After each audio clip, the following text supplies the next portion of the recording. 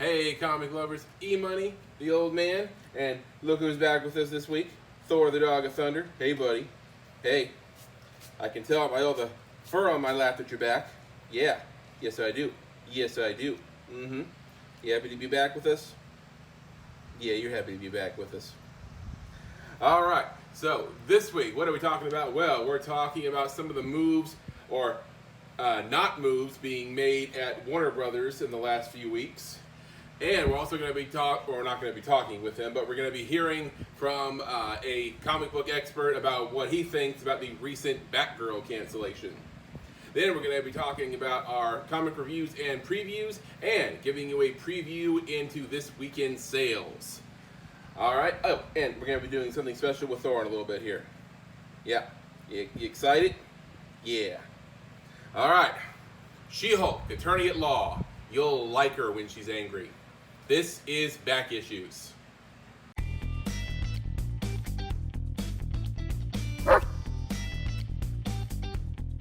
Alright, comic lovers, so before we get started today, don't forget to subscribe to our channel, turn on notifications, give us a thumbs up, and if you like, leave us a comment. Tell us what you think of some of these news stories, or you can just say how cute Thor is. Right? Right? Yeah. Or you can send him a treat. Alright. So, what are we talking about in entertainment news this week? Well, Warner Brothers has been hoping that Ezra Miller will stay out of the headlines, but he has not been doing that so far. In fact, it just keeps getting gradually worse as they go. He's a train wreck. Yep. And what started as assault and abuse allegations, I think they were talking about some stuff with minors and maybe even kidnapping charges. Jeez. Yeah. So that boy's got to go. Yeah, it's not been good. So Warner Brothers Discovery, now that they've had the merger or buyout by Discovery, are in the midst of taking a new approach to the DC Extended Universe. And, that might seem like good news for fans. The shock cancellation of Batgirl suggests otherwise. Now Warner Brothers is trying to figure out what to do with the Flash movie in the midst of the Ezra Miller, seemingly endless string of controversies and accusations. Well, comicbookmovie.com came up with a few suggestions to Warner Brothers about what they could do with Ezra Miller and the Flash. All right, so these are just suggestions from comicbookmovie.com. I'll get to what Warner Brothers is actually considering in just a little bit here. All right, so their number 5 suggestion: just kill the son of a bitch.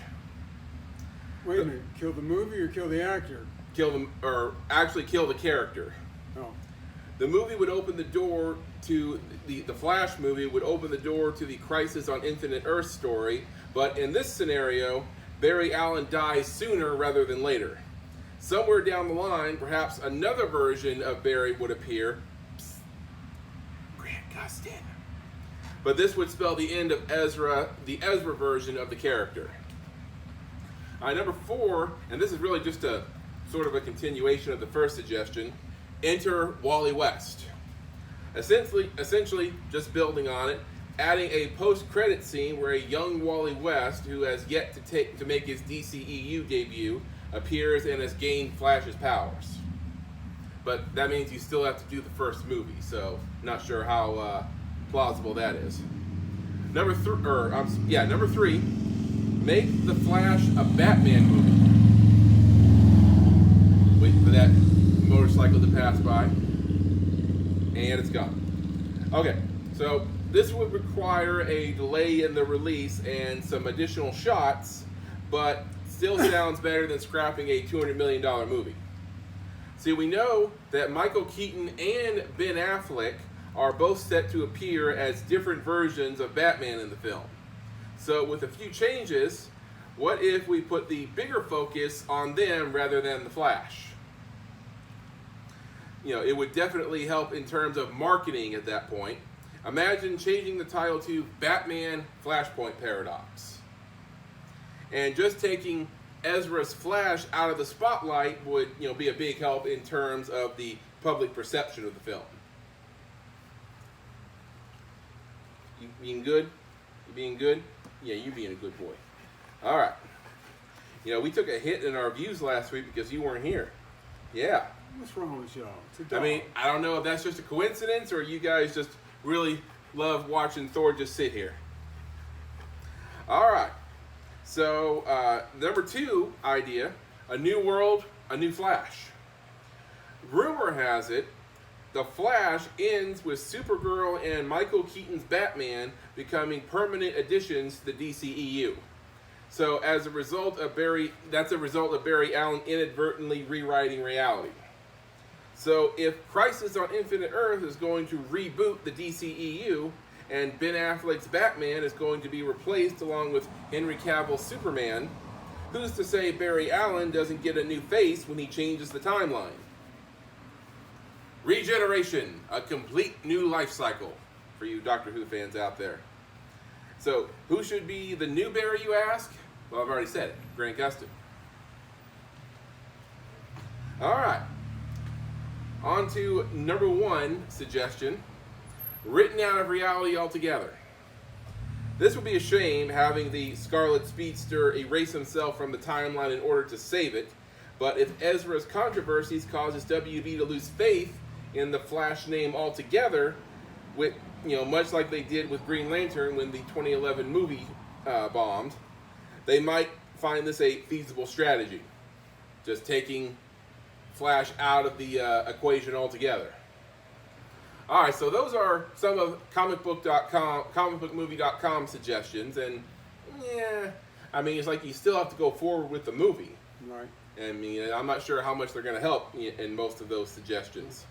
After Batgirl, they might just decide to tank Flash too. I mean, if they're going to scrap all these movies, I don't know, what the future for DC is. But anyways, here's a few ideas that Warner Brothers is actually considering going forward with the Flash movie. The first is that Miller will seek professional help and then give a tell-all interview explaining their recent behavior and doing a limited press tour for the Flash and avoiding any future incidents. And I'm going to say fat chance on this one. I mean, getting help was one thing, avoiding getting into the headlines in the future is another. I mean, doesn't seem like he can help himself. He don't know how to act. No. The second one, if Miller doesn't seek help, the movie could still be released, but the actor would not factor heavily into marketing or publicity.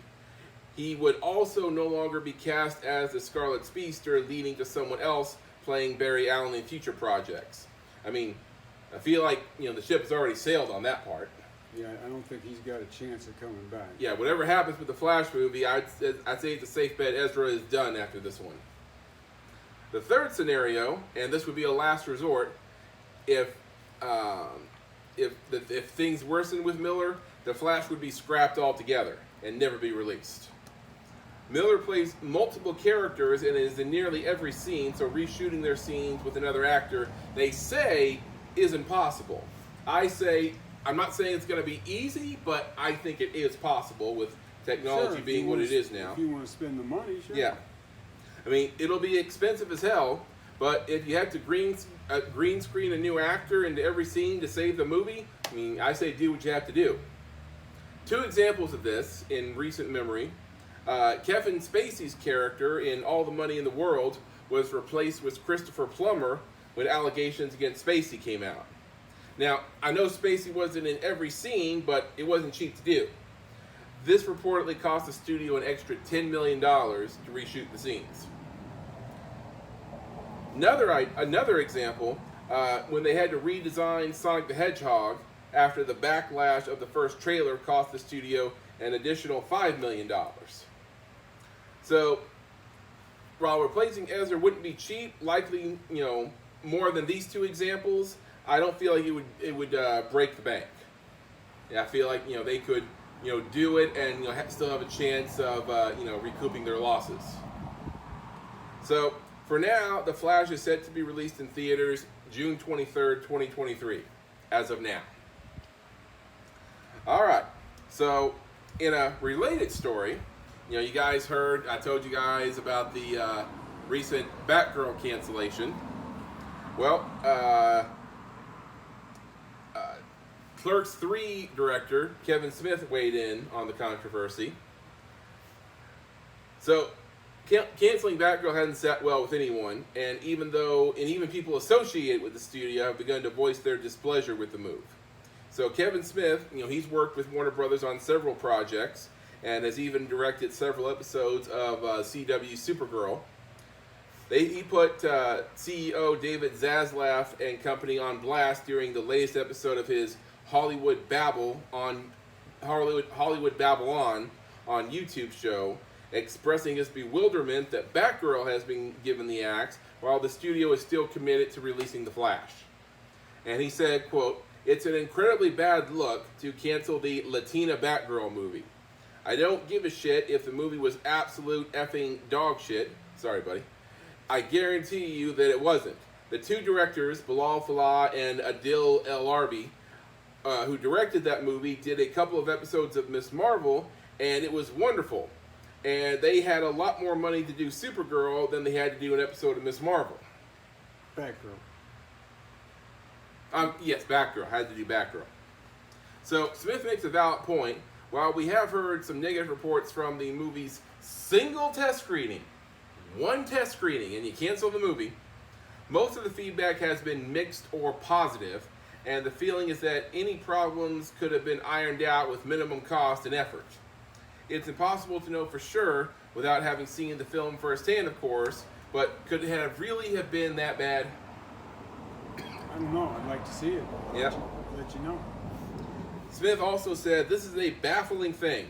I don't give a shit how bad the Batgirl movie is. Nobody in that movie is complicated or has anything in their real life you have to market around. In the Flash movie, we all know there's a big problem.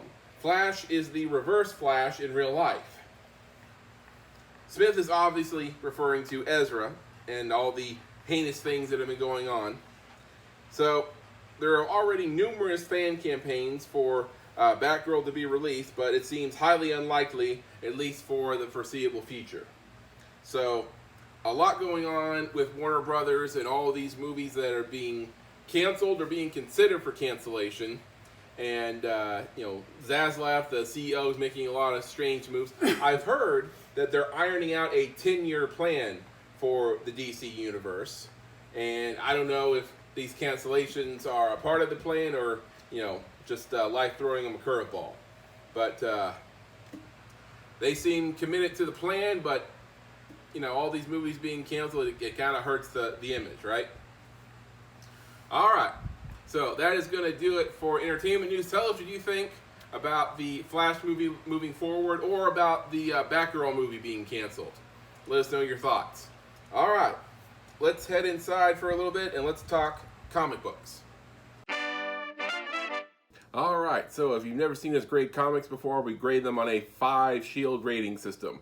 We give them each 2 scores, one for writing and story, and then the other one for artwork. And then we combine them all together to give it an average overall score. All right, so first up, our mentions this week. So what do we have going on? All right, the ones you wanted to mention. First up, still with John Romita Jr. doing the artwork, The Amazing Spider-Man #7. All right, so some interesting things happening here. So Peter pays a visit to Oscorp to talk to Norman Osborn, and we don't really know what his deal is right now. I mean, you figure it's always gonna, lead back to something nefarious, no matter what he's doing. So he shows him around, and interesting, Kamala Khan is an intern at Oscorp at the moment. Yeah, that surprised me. Yeah, so I don't know what's going on there. Also, it seems that Oscorp is trying to play the role of Tony Stark, because not only does he know who Peter is, but he's also made a suit for him. And I'm probably not going to wear that. Peter is wearing the proverbial, or is looking the proverbial gift horse in the mouth. Also, in the meantime, Vulture has just had a, I don't know what his real name is? Vulture has had a falling out with his granddaughter. Someone has told her about all the horrible things that he's done over the years, and she says she doesn't want to see him anymore. Well, he's become convinced that it was Spider-Man who told her everything. So, he's out to kill Spider-Man, now more than ever. Yet again, trying to kill Spider-Man. Right. So, it kind of, leaves you hanging there, literally. All right, so Amazing Spider-Man number 7 with Romita Jr. on the artwork. And it comes in at 3.5 shields after we rounded it up. 3.5 shields rounded up. All right, so next up. Well, we stepped out of the box a little bit and got an X-Men book. I thought the concept was interesting, so we picked up X-Men Legends number 1 featuring Wolverine. All right, so this is a a bit of a throwback story here, because it says here it takes place between Incredible Hulk 181, which all you comic people know is Wolverine's first full appearance, and Giant Size X-Men number 1. So it would have taken place right after his epic battle with the Hulk. Right, and it's still going on in this issue. I mean, I don't know how long ago I read that story, but I don't remember how they rounded it up in the... I don't either. Right. So, they're still throwing down in the woods, and I don't know where Wendigo is. I mean, I know he was there, but I don't know where he went to. I don't remember that part of the story. So Wolverine is trying to get a blood sample from Hulk, and Hulk's just not having it. And also Hulk is wondering why he can't break these puny little claws that Wolverine is sporting. And so the government that Wolverine is working for to get a blood sample from the Hulk is run out of patience and decides to go another way to get a hold of the Hulk. So, it's a lot of, fill-in story here about what Wolverine's doing between fighting the Hulk and joining up with the X-Men. All right, so X-Men Legends number 1 ends up with 3.5. 3.5 shields out of 5. All right, and our last mention this week. All right, this is the beginning of what I think is going to be a series of team-up one-shots. And they're all going to feature Ms. Marvel. This one is Ms. Marvel and Wolverine, number 1. All right. So, in this story, Kamala is paying a visit to Seneca Gardens in New York, where the mutant tree for Krakoa is situated. It acts as the portal between New York and the mutant homeworld of Krakoa. Well, during her visit, she spots Logan nearby, and her and Logan have worked together before, when all of a sudden something zips past her. Now, when I first read it, I thought it was a bullet, and things were about to get really bad here. But it's actually some kind of creature, or some kind of a robotic thing. So it plants itself right into the Krakoa tree, and Kamala, using her powers, uses it to pincer it out. Just as she's about to pull it out, Rogue and Jean Grey show up, asking her what the heck she's doing. So Logan vouches for her, saying, she's on our side. When all of a sudden the robot thing zips out of her hands and attacks Logan. Well, the 3 X-Men deal with the situation, and Kamala comments how the 3 of them, it's like they don't even have to say what they need from each other. They just automatically know what to do for each other. She says her actions are flawless. Yeah. I mean, it's just a fluid teamwork motion here. So, as it should be. So they take care of things when a few other X-Men show up, just as the robot thing's friends show up. And a battle ensues, and now Kamala's wondering, what the heck is going on. So some interesting fight scenes in this one, and also you get an appearance from Armor. And Armor is one of my favorite new X-Men because she had a really good introduction story with Wolverine. I think it was Astonishing X-Men where she first showed up. But anyways, I like her. All right, so Miss Marvel and Wolverine, and I think it's going to be Miss Marvel and somebody else next issue. And surprisingly, this has been probably one of my favorite Miss Marvel books I've read. Yeah. All right, so number 1 ends up with 3.5. 3.5 shields out of 5. All right, so there's our mentions, and now on to our top 3. All right, surprise, surprise, there was a 3-way tie for number 1. So, EMoney went deep into the game room and pulled out Stratego, which I'm not sure you'd ever played before. Once or twice. Okay, well, I played a lot. And EMoney didn't really get the total strategy of Stratego, like how a spy is so powerful. But at any rate, that being said, the old man won every once in a while. So, if you don't like the order these next 3 books are in, I don't care. Get your own YouTube channel. But anyway, so coming in at number 3 on our top 3, Marvel recently acquired the rights to Predator, and they've teased us for months about the book, and so it's finally here. And I got to say, I thought it was worth the wait. Predator number 1. All right. So in the opening scenes of this comic, you see what appears to be 2 predators having it out with each other in a big duel. Well, then towards the end, you see the victor remove his helmet, and you see that it's a human wearing Predator armor. So then you're treated to this throwback scene where these colonists are on a ship and they're exploring this new planet when all of a sudden they get attacked. And if you know anything about the predators, I mean, they don't know what's happening, but you know it's a predator attacking them. And this girl's whole family and her colony get wiped out. Her dad and mom are killed right in front of her. So, she has spent her whole life trying to hunt down the predator that killed her family. And that's where we find her in the opening scene here. What was interesting is that during fight's a little bit of a generous term, but during the fight between her mother and the predator, her mom gets in a shot, a lucky shot, and cuts off one of the predator's mandibles because for whatever reason he decided to take his helmet off right in the middle of the battle. Well, that had to hurt. So now, because she has a way to identify the predator by the missing mandible, and I don't know. You don't know anything about them at this point. You don't know if they can, regrow, Well, I limbs still or don't know anything. if they can regrow. Yeah, but anyways, so she's looking for a way to hunt them down and killing any predators, but especially looking for the predator with the missing mandible. What I thought was interesting is we got a lot of information about the predator race, about how their hunters have a route that they take, and if one dies after a certain amount of time, another hunter takes up where that one left off. What I was wondering about the predators do they just stay on the move to the point where they don't have any really big enemies where it's like it's like a battle or war between them? No, I'd say they're the absolute alpha predator.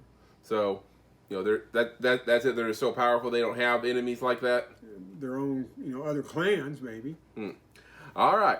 Well, Predator number 1 from Marvel ends up at our number 3 spot this week. Like all 3 of these do, it is 4 shields after we rounded it up. 4 shields rounded up. All right, next up, number 1 of a 8-issue limited series from DC. This is DCeased, War of the Undead Gods. Now, I've pretty much liked all of the DCeased titles. I really liked them. If you haven't watched or haven't read the original DCeased, you need to pick it up. All right, so this takes place after the events of DCeased, and the surviving heroes have made a home for themselves on a new planet, and things are going, and looks like people are better.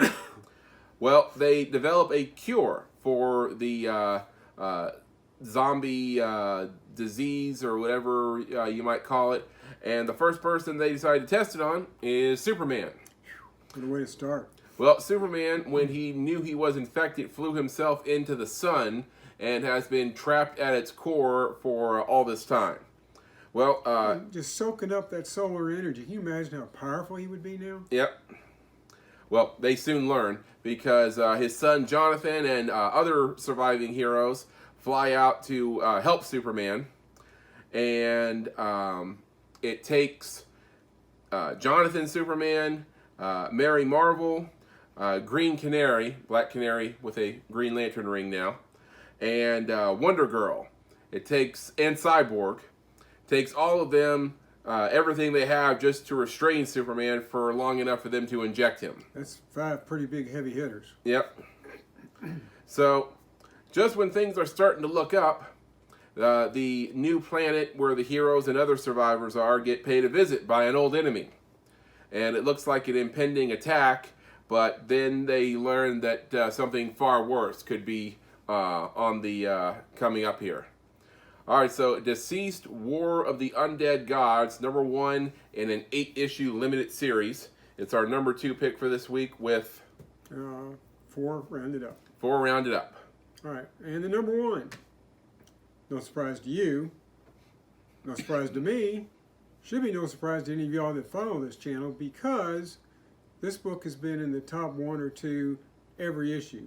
Now this is issue #4 out of 8 of Image's 8 Billion Genies. All right. So most of this story takes place about 8 weeks in to the G-Day, what they call it, when the Genies first showed up. And a lot of people a lot of the stupid people have wiped themselves out and, wasted their wishes. I mean, some of the wishes, it's like, if you're the only one with a wish, that would be one thing. Like, you wish to be rich, or you wish to, I don't know, have someone fall in love with you and things like that. Like, okay, if you're the only one with the wishes, that's understandable. But when everyone has a wish, you gotta play it a little more strategic. Well, see, I wouldn't have thought that if I wish for something, and then later you wish for something that contradicts it, that it wipes out. I would have thought, I wish first, I win. Yeah. No, that's not the way it is. They just cancel each other out. All right, so things have kind of gone to hell on Earth for the most part. So a lot of people opted to become superheroes, and they think they're gonna save the world with these powers, and once the Genies leave, we'll be able to help people. So some people opted to be superheroes, and some people went the other way. Which I guess that's natural, but yeah. It's one thing to think you're the superhero, but you're actually the villain, but to actually choose to be the villain, that seems a little weird to me. But anyways, so you have all that going on, and then you find out an interesting revelation about the bartender, back where this whole thing started. And nice twist. And it feels like they're kind of playing fast and loose with his wish, because his wish was You sure you want to give that up? it was in the first issue, right? Oh, to make the bar safe? Yeah. Okay. Nothing outside in the outside world is affecting what's in the bar. And I forgot exactly how he worded it, but my point is, it's like the people who were brought back from the dead, like Jim Morrison and all the other people, like, I would think that they couldn't come into the bar because, there's something that happened. Yeah. There's something that happened outside. I think they explained that. Okay.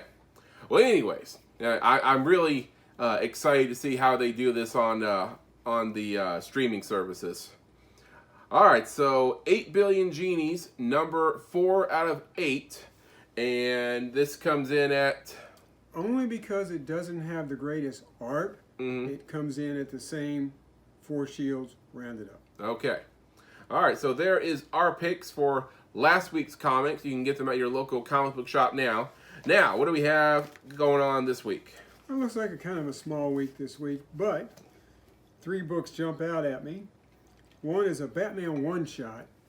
It's called One Bad Day, The Riddler. Okay. Which looks really good.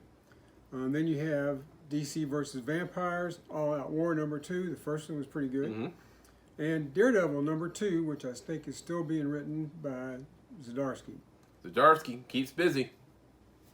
All right, so there are your comics for this week. Get them at your local comic book shop.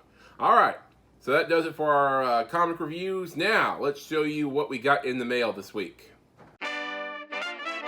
All right, so this week we got our boxed heroes for August in the mail. And we tell you guys, our Box Heroes is a monthly subscription service where you get a box about 10 random comic books, and it could be just about anything, but for the most part, it's more recent comics with different variants on them. But occasionally, they'll throw us a couple old ones in there.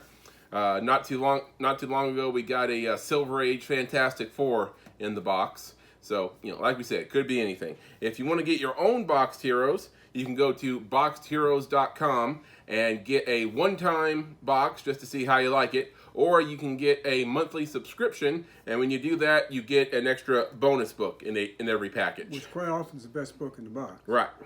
Also, one in every 25 boxes every week has a special winner or prize comic. And we've won a couple times. Yep.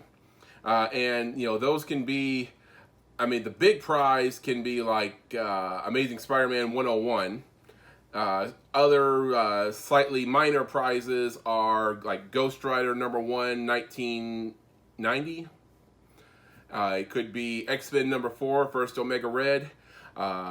Spider-Man 2099 #1. Different comics like that. So, also, if you share on social media, you're entered into a drawing to win a CGC graded comic. So, a lot of different ways to win. Haven't won that yet. No, not yet.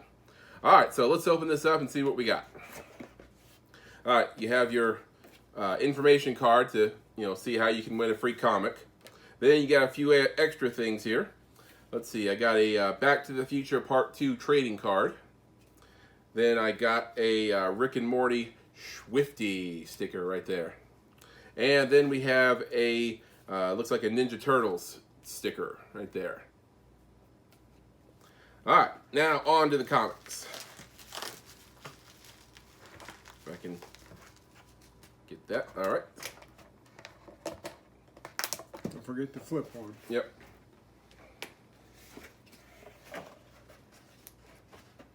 So, okay, I'm gonna do that, and then I flip this.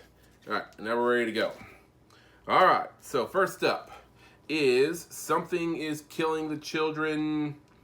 I can't see what the issue number is because I don't see it here, but it says it is a Ji Young Lee Cutter variant. So.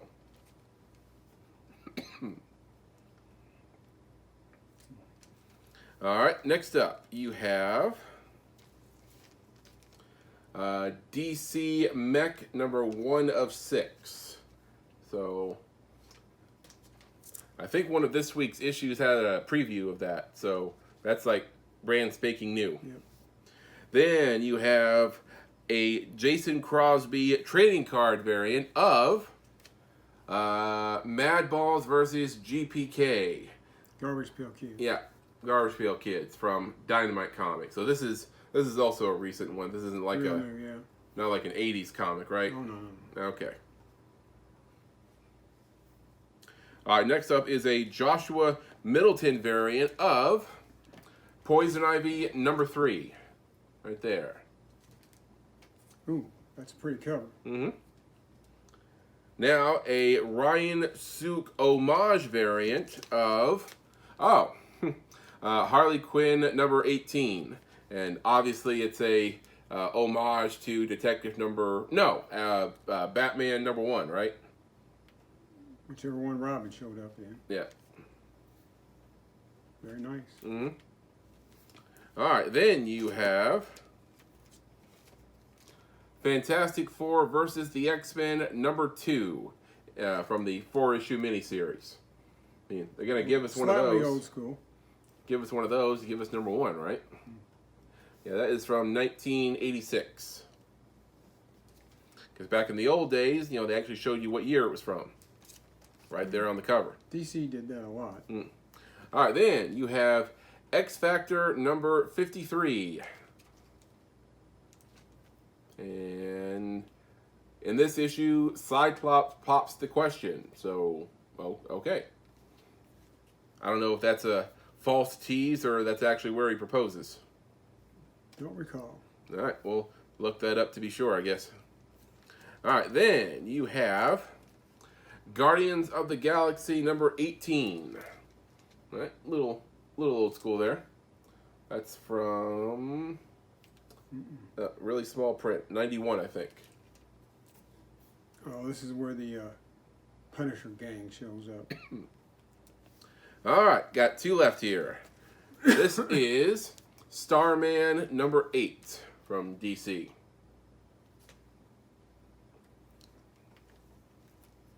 And then finally, our last issue, Shang-Chi and the Ten Rings number 1, right there. And looks like it's some kind of variant. I mean, no Shang-Chi on the cover, so.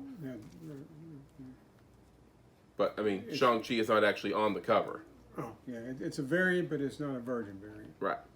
All right, so there is our boxed heroes. And, Old Man will be pricing these out and probably get most of them out in our inventory relatively soon. Yeah, some of them are too new for us to put out, but we'll see. Sometimes we hold on to them for a little bit. All right, so that's our boxed heroes. Like we said, go to boxedheroes.com for more information about getting your own. All right, now for a preview of what you can expect at this week's sales. All right, so this weekend, this Saturday, is our pop-up comic shop. It's going to be 8 a.m. to 1 p.m., 7002 Brookbend Way in Louisville, Kentucky. And, we tell you guys we have all kinds of great comic books. They start at $1, and they're gonna go up from there, and a lot of great key issues. And we have stuff from the Silver Age all the way up to modern. Also, we have toys, action figures, DVDs, and Blu-rays. A lot of great stuff for you guys to check out. All right, so to give you guys a little preview of what we have available. So because of the premiere of She-Hulk this week, I thought I would do a She-Hulk preview. So first up here, we have Sensational She-Hulk number 1. And, not her first appearance because she's holding that book right here on the cover. It says, okay, this is your second chance. But if you don't buy my book this time, I'm going to come to your house and rip up all your X-Men. So make sure you listen to her. All right, next up, we have She-Hulk number 1, and I believe this is from the 2014 run, and it is the 3rd printing of this issue, and this is actually more valuable than any of the other printings because it was a low distribution run. So you can add that to your collection. And then finally, we have Hulk number 15, which is the first appearance of Red She-Hulk. So, pretty important issue in the Hulk mythology in Marvel Comics. All right, so all these and much, much more are going to be available this Saturday. All right, so that is our comic preview. Now on to our toy preview. And we just acquired a new collection this past week. Guy came in and we bought a collection of G.I. Joes from him. And they're all going to be available this Saturday. We have 18 pieces from this collection, and these are just 3 right here. So they're all from the G.I. Joe Classified series. And here you have Special Missions Cobra Island Roadblock right there. Then over here you have Snake Eyes and Timber, Alpha Commandos. And then, finally, a lot of people, they love the vehicles more than they do the actual guys in a lot of cases. This one would be good for your collection. We have Alvin Breaker Kibbe with Ram Cycle right there.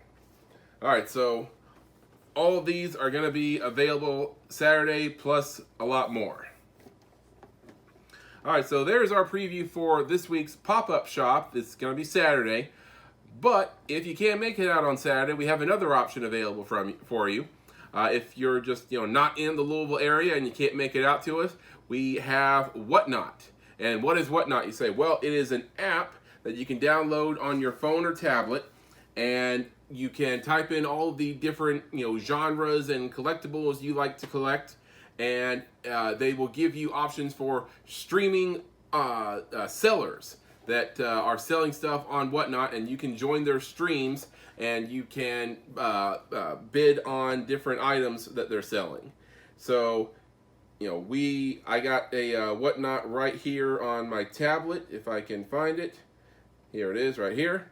So I bring up my home page, and like first thing that comes up, mystery boxes with Tabby.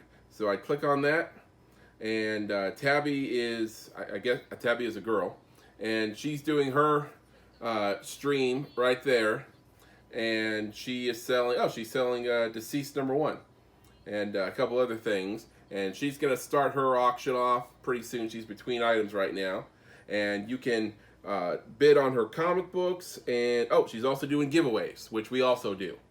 So yeah, that's what you can do with Whatnot. All right, so what are we going to be selling on Whatnot this week? Well, the first auction we did mostly Marvel items. Then I mixed it up last week with DC and Marvel. This week I'm going to go off the beaten path a little bit and try to put out some non-Marvel, non-DC items. We got a couple options in our inventory. I'm going to be putting a few Marvel Legends into the mix as well, because that's what keeps the people coming back. You seem to like the Marvel Legend. Yeah, we've never not sold a Marvel Legend so far. So, we have those available, and I'm going to throw in a few Spawn items as well. Just a few, because people seem to like those as well. All right, so be sure to check out our auction. It's going to be Sunday, 6 p.m. Eastern Standard Time, and we're going to be kicking things off, and we're going to be giving a couple giveaways as well. All right. So that's going to do it for our sales this weekend. Hope you can join us for both of them. Now, let's head back up into the garage with Thor. All right, back in here in the garage with Thor. And today I have a little challenge or test for Thor. We're going to see how he reacts to a couple of his trigger words when I take a phone call and see his reaction to it. All right, this is our doggy challenge video of the week. Prediction. He won't react. Hello? Yes. Uh-huh. Oh, did you want me to pick up the treats? You had a lot of treats? Okay. I mean, I can get them sometime. No. Okay, where should I meet you? Outside? Okay, where outside? Uh-huh. Yeah? Okay. Are you with your papa? Oh, you are? Okay. Okay. How much of a walk is it? Do I have to walk? Okay, I do. Okay, so I'm going to pick up the treats outside, and I'm going to walk to you. Okay? All right. Thanks so much. Bye.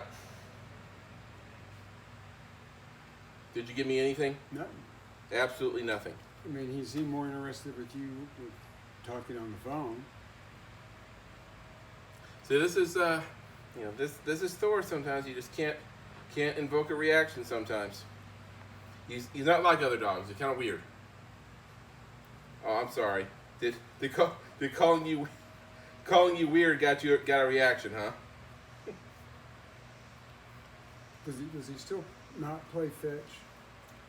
I haven't tried in a while, so I couldn't tell you. Never known a dog in my life that if you threw a ball, he wouldn't go crazy chasing it. This one? Oh, you threw the ball, did you? Oh, it's over there if you want to go get it. All right, comic lovers, that is our show. So much for Thor the Diva here, right? Just can't be bothered with anything, can you? All right, so be sure to join us next week, and also check out our sales this weekend. Saturday, we're going to have our pop-up comic shop, 8 a.m. to 1 p.m., 7002 Brookbend Way, right here in the old man's garage. And check out our Whatnot auction happening Sunday at 6. All right, hope to see you both in person and virtually. And also, don't forget our She-Hulk reaction happening tomorrow, Thursday, if you're watching this on Wednesday. So She-Hulk premiere Thursday. We're gonna have our reaction to it. All right, we'll see you guys then. Excelsior. True believers, it sucks to get old, trust me, but the alternative sucks even more.